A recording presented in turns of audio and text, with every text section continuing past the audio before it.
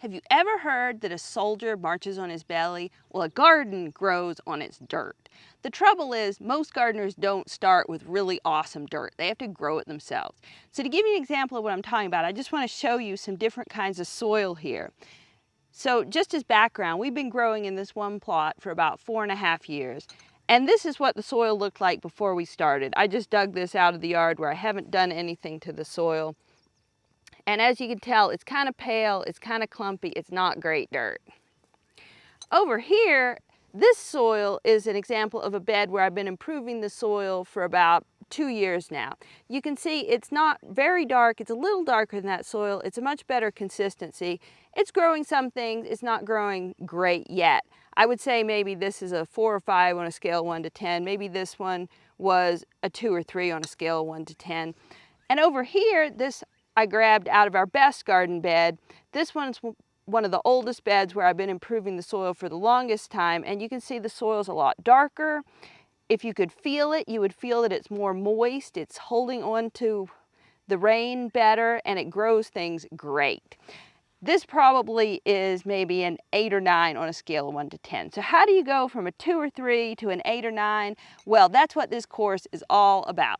I'm going to tell you just a few really simple methods you can use in your own garden to improve your soil as fast as possible. We're going to focus on compost, cover crops, biochar, and no-till.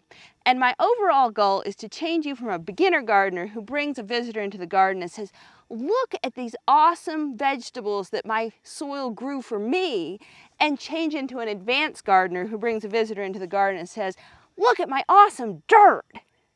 Before I dive into the nitty-gritty of soil improvement, I just want to tell you a little bit about the Walden Effect team. That's me, I'm Anna Hess, and that's Mark Hamilton behind the camera. And together we've been homesteading for about 15 years now.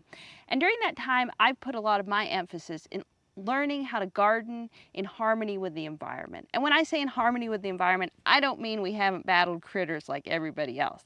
But what I mean is we don't pour chemicals on our soil.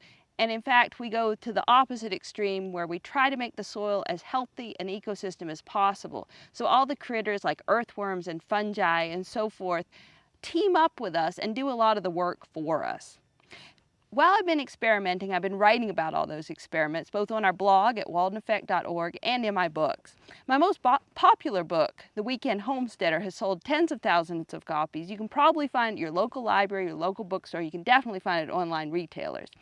But most of the information that we're talking about in this course comes from my more recent book, The Ultimate Guide to Soil.